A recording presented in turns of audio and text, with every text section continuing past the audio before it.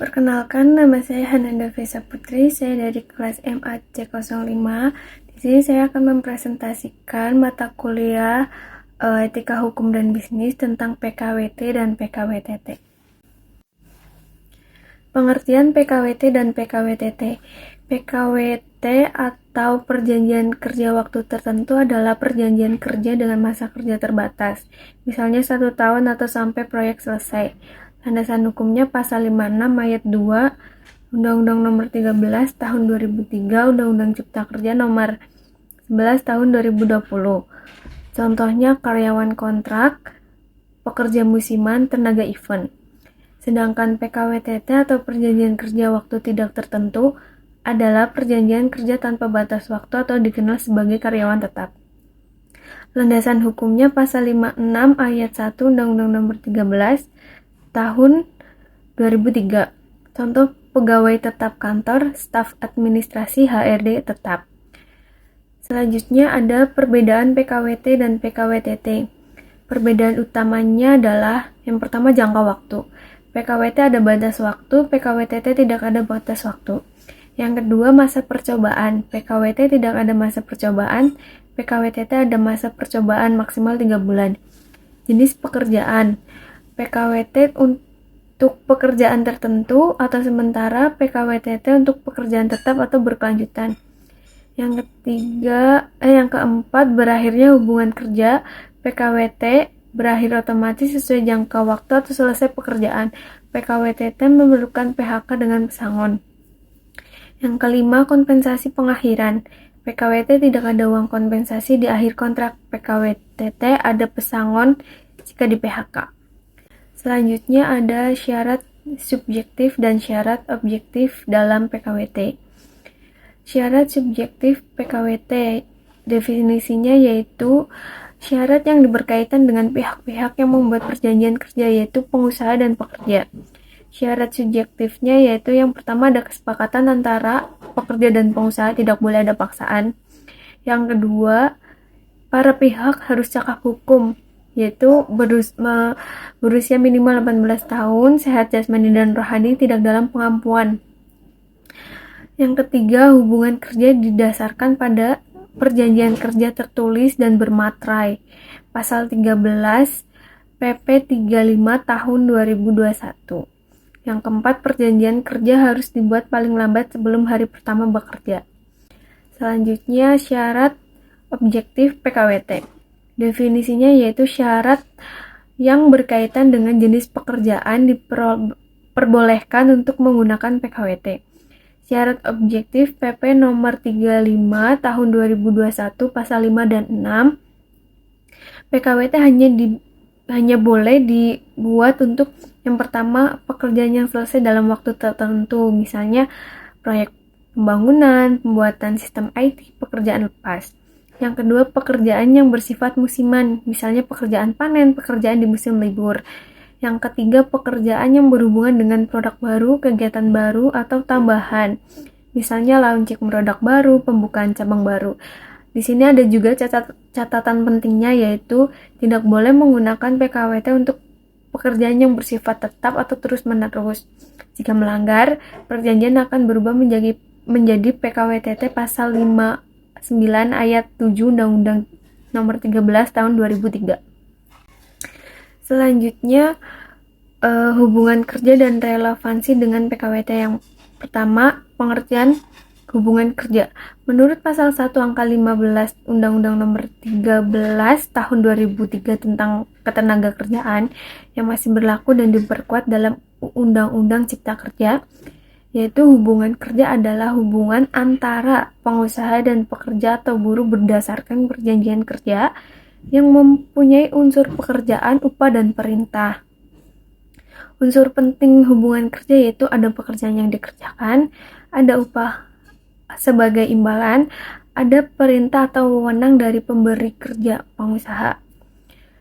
Yang kedua, relevansi PKWT dalam hubungan kerja. PKWT adalah salah satu bentuk perjanjian kerja yang menciptakan hubungan kerja secara sah, secara hukum. Relevansinya, aspek penjelasan yang pertama, dasar hukum kerja dibentuk melalui pekerjaan tertulis. PKWT antara pekerja dan pengusaha. Yang kedua, durasi hubungan kerja bersifat sementara, maksimal 5 tahun. Yang ketiga, hak dan kewajiban selama masa berlakunya PKWT. Pekerjaan mendapatkan hak dan wajib tunduk pada perintah kerja.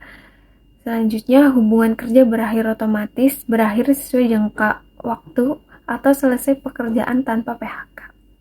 Selanjutnya, analisis praktik PKWT di Indonesia. Yang pertama, prinsip keadilan.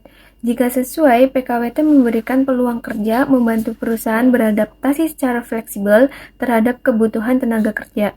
Jika tidak sesuai, banyak digunakan untuk pekerjaan tetap, pekerjaan kontrak sering tidak mendapat hak jangka panjang seperti jenjang karir, tunjangan, dan pesangon.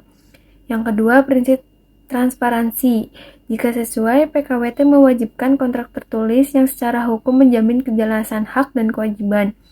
Jika tidak sesuai, banyak kasus pekerjaan tidak paham isi kontrak, tanda tangan tanpa penjelasan, atau tidak diberi salinan. Proses perpanjangan atau pemutusan tidak selalu jelas.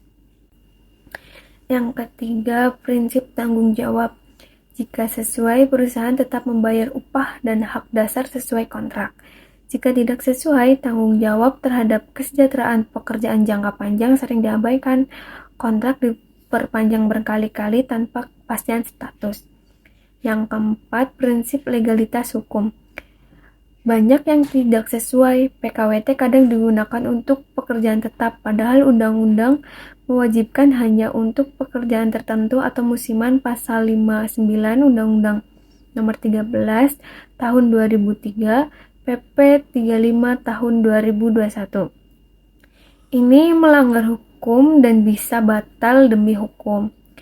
Selanjutnya ada opini saya.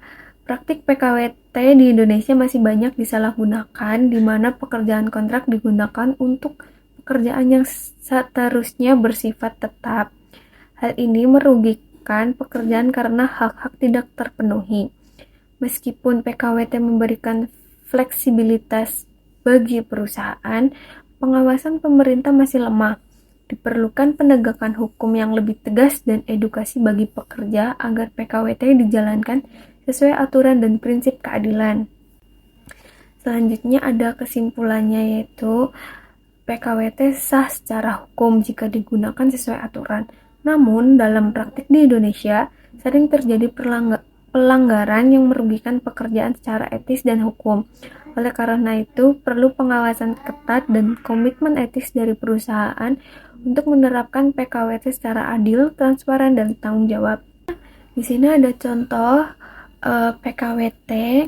Di sini ada yang saya coret gitu karena nama perusahaan.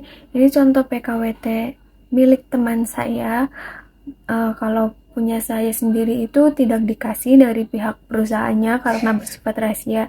Jadi setelah tanda tangan kontrak itu udah langsung diambil lagi sama HRD-nya.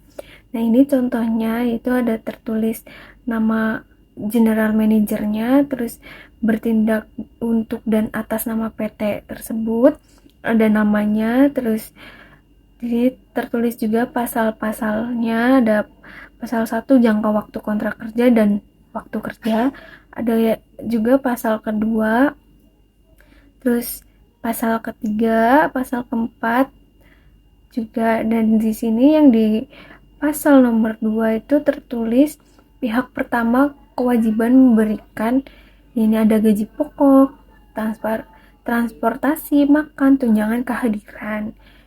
Ya, seperti inilah contohnya. Sekian presentasi dari saya. Jika ada kata-kata atau kalimat yang kurang jelas, saya mohon maaf. Sekian dan terima kasih.